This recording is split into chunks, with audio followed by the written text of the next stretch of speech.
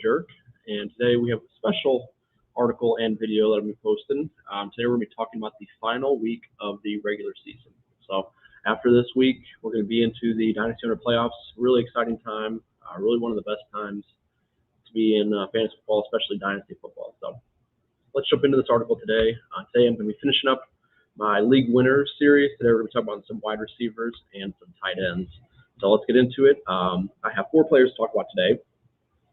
All of these statistics that I'm going to use today have only been through week 12. I wasn't able to get this video out after Sunday of week 13. So all these stats are going to be week 12, and that's it. So first player I want to talk about is Deebo Samuel. So Deebo makes right at $1.8 million.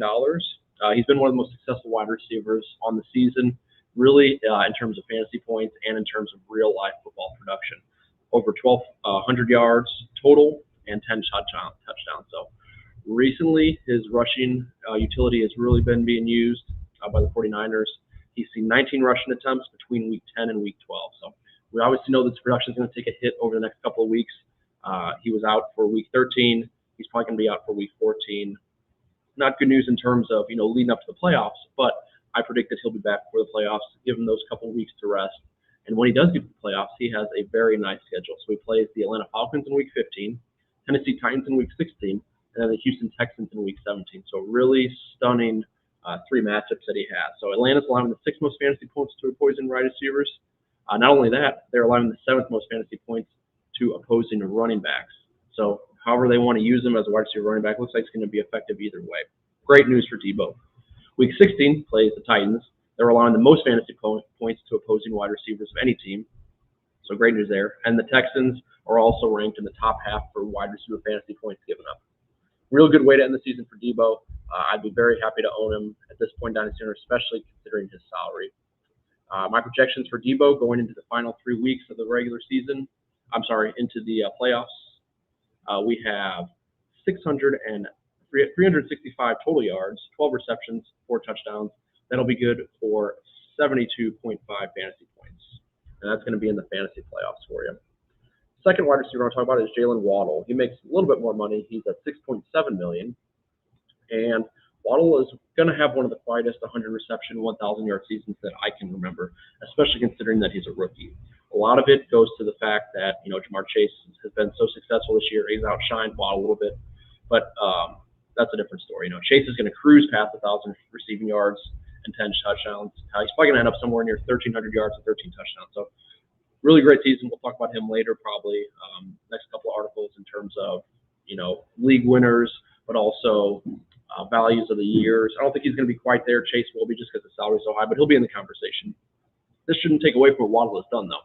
He has over 15 fantasy points in 7 of his 12 games, and he has back-to-back games of at least 8 receptions and 1 touchdown. Remember, this is not including week 13 yet. So Waddle's heating up just the right time.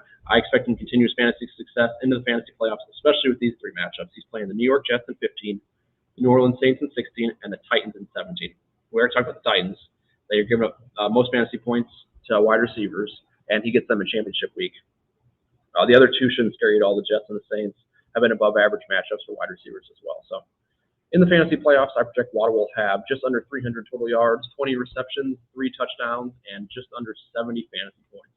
A really good way to end his season if he can come through on those projections. Then we're going to talk about some tight ends. So I was a little hesitant to use the term league winners. It's kind of a catchy term that I threw out there. But when it comes to tight ends, I'm especially hesitant to use it just because I feel like I need to condition what I'm about to read to you here. So when I say league winner, I don't mean that any of these tight ends I'm going to talk about are actually going to win your leagues by themselves. I'm not sure any player can, maybe other than, if we get another Jonathan Taylor-like week or another Austin Eckler week from a couple of weeks ago. But, other than Travis Kelce or Mark Andrews, you're really not going to have a tight end that's going to win you your week. But what they're going to do is they're going to give you a decided advantage over your opponent as long as you don't have one of those, top tight ends that you're going up against. So at the very least, they should minimize the damage if you do play a Kelce or an Andrews, and especially when we talk about their matchup. So first player we're going to talk about is Noah Fant. Fant is making $3.1 million. He's had a rocky season. There's no doubt about it. Good news is that he has 5 games over 10 fantasy points. Bad news is he has 5 games of less than 10 fantasy points. So it's kind of been, like I said, rocky. Quarterback and team inconsistencies are the major factor to blame. We all know that Fant is a great athlete, And I hate to say that he doesn't deserve a lot of the blame, but when you have a quarterback, carousel kind of like he's had for enough to get any consistent play out of him. So if he remains healthy over the rest of the season, he's going to reward owners for sure that have been patient with him. So he plays the Bengals in 15, 16, and the Chargers in 17. All three of these rank top half fantasy points given up to tight ends. Raiders and Chargers give up the second and third most respectively. So that's about as good as it gets for your final 2 weeks. And Denver should be competitive all three of these games. That means more targets for Fant, or at least average from what he's been pacing out when he's been healthy. I project that Fant will have just under 200 total yards, 15 receptions, 2 touchdowns, which will be big for you in those 3 weeks, and 6 fantasy points. He should have a very nice end of the season. And finally, let's talk about Logan Thomas. So Thomas has had a disappointing season, to say the least, and that's not, if you want to call an injury somebody's fault, but it's been no fault of his own when he's actually been on the field. So he's been injured the majority of the season. He's missed 7 games, right in the heart of the season, right in the middle of the season. He returned in week 12, a modest 6.1 fantasy points. He was just kind of getting acclimated back to real game speed, so I wouldn't blame on him for that. I expect his usage to continue to increase as we head into the playoffs. And as we head into the playoffs, he's going to be playing the Philadelphia Eagles, the Dallas Cowboys, and then the Philadelphia Eagles again. So it's kind of strange how the schedule worked out this year, is that the football team is going to end up playing the Cowboys and Eagles twice still.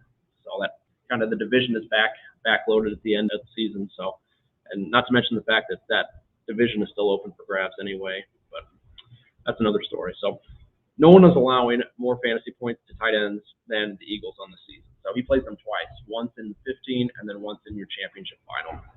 I look for a floor of 8 points minimum for Thomas in those games, with that boom upside of up to 20 points. So in the final 3 weeks, we have a projection of 154 total yards, 14 receptions, 2 touchdowns, and 41.4 fantasy points. A score like that, like I said, it's not going to give you a Kelsey, a Kittle, an Andrews type finish of what I'm projecting, but it's going to limit that damage.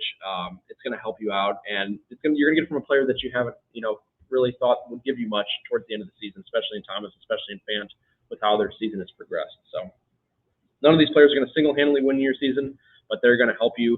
If you have them, I'd feel very confident starting them from week to week as you go throughout the playoffs. And that's pretty much all I want to talk about. So once this article's over, we go through the next week. We're going to be into the fantasy playoffs, done with the regular season, and then we'll have a little bit more, playoff-style videos and articles coming your way. So I appreciate everybody listening. Take care. Be safe. Go ahead and follow me on Twitter at Dynasty Jerk. Follow us on Twitter at Dynasty Owner, and then on YouTube as well, so you're catching all these videos that we all put out. So I appreciate everybody listening.